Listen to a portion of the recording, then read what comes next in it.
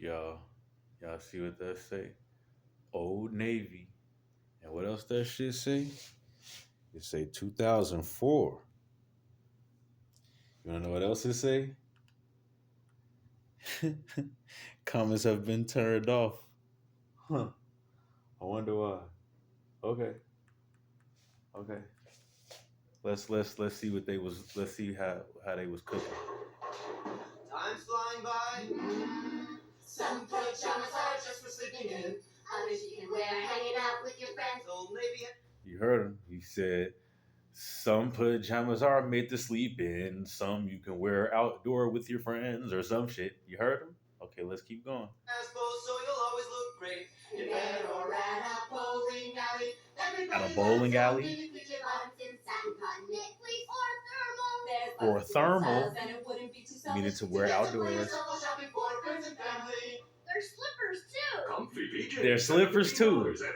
Let me cook. Let me cook for a little bit. About to head out. About to head outdoors for a little bit, guys. Hold on, let's see. You know what'd be easy?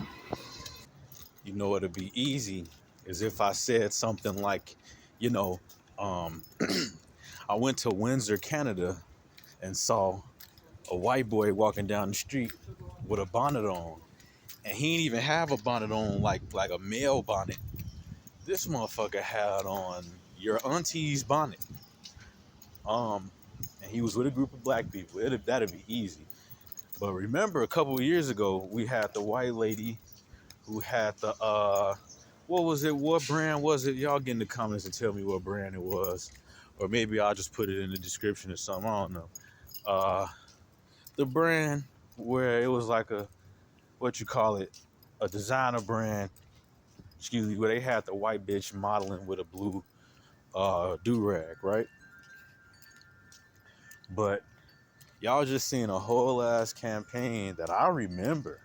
That's not something that was lost media. That's not something I saw on Twitter when it was like, hey y'all, peep, this is something for an argument. No. I actually 100 and fuck I don't got shit to prove to nobody. Just know I remember that fucking campaign.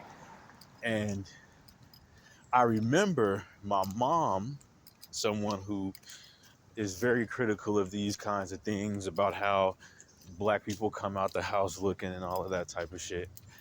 I remember her being very critical of the young ladies, especially, who came out the house looking like that. And that's something that seems to have stuck more. It seems like there's more of an argument about women wearing bonnets, but I feel like I remember seeing us black men coming out of the house wearing our do-rags and tank tops, we're not going to use the other term, and athletic shorts and house shoes, which we saw in the video, or I'm sorry, in the commercial, in the video of the commercial, the little white boy is saying, and we've got slippers too. So from head to toe, I just gave you the rundown. How's it going, my brother? And see, my young brother, or my older brother, I should say. I'm the young brother. I'm talking about my young brother. That was, if y'all couldn't tell, that was an elder. That was totally impromptu. That was an elder who had on a do rag, and he just looked like a normal, young man, older man, whatever. But my point is, uh,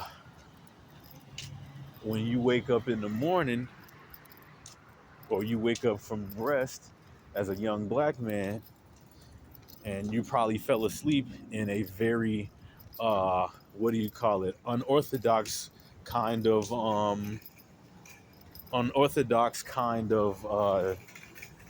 sleepwear. They say black people don't even wear pajamas, blah blah blah, which is the whole funny part is when people were criticizing black people for coming out the house dressed in sleepwear. This trend was literally something that white people made into a fashion statement. Um, but As a young black man, you go to sleep usually with a do rag on, maybe a tank top shirt, especially depending on what the weather is or what region you come from, where the weather is probably hot often, and you may have some shorts. That's usually, oh, I want to go to sleep at your homie or cousin house. In which, hey, bro, can I borrow some shorts? You don't say, can I borrow some pajamas? You feel me? Um, but that's the thing you sleep in. And then you may have either some slides or flip flops, as they say, or house shoes, maybe even bunny slippers. And what's the deal? That's what you pop out. I just went to the corner store. I'm not there yet. I'm finna finish recording, but you see, I didn't walk too far, you know, and I still got on what could be considered something to preserve my hair, because you see, I got the hair bonnet and I got the beard bonnet. You hear me?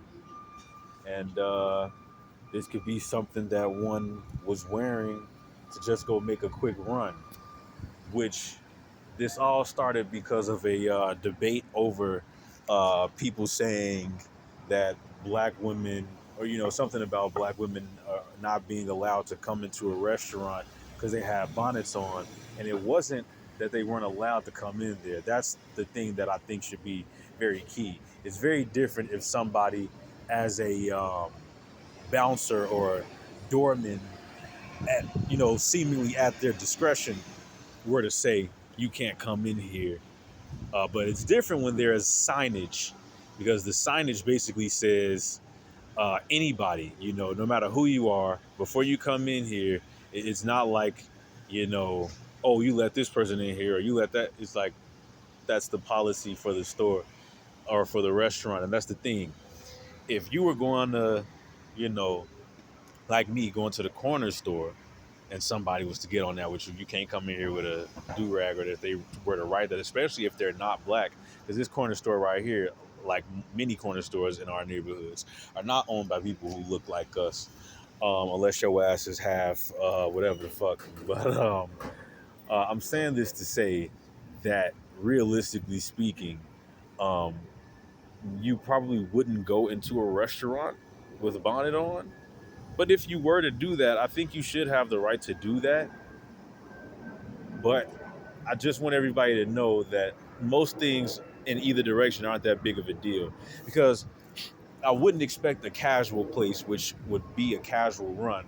Even some people, my mom once again had an issue with people coming to pick up students from her school dressed that kind of way. But I think that's not too big of a deal. Or going into Walmart is not too big of a deal. I don't think any of it is a big deal. Let people live, and if they're not bothering you, you don't bother them. Um, as far as the concept of realism, though, um, I don't, number one, think anyone's gonna bother you for wearing a do rag anywhere else or a bonnet anywhere else. Um, and we're gonna get to the do rag versus bonnet situation. And also, realistically speaking, I don't think it's realistic to expect one to come into a place like a restaurant or somewhere I don't know, nice or whatever the fuck. But either way, I think that once again, just like black women suffer the most from capitalism, black women are a very easy target, unfortunately, and so we don't even talk as badly about do rags, which I feel like I see much more than bonnets. We seem to address women, especially black women, in a way that's just completely unfucking necessary. And y'all, us, we got to do better. Peace, love, and abundance. That was my quick little history, I guess. I guess that was history. Shit. But y'all be smooth out here. Y'all be good. Peace, love, and abundance. Go hug somebody, love somebody.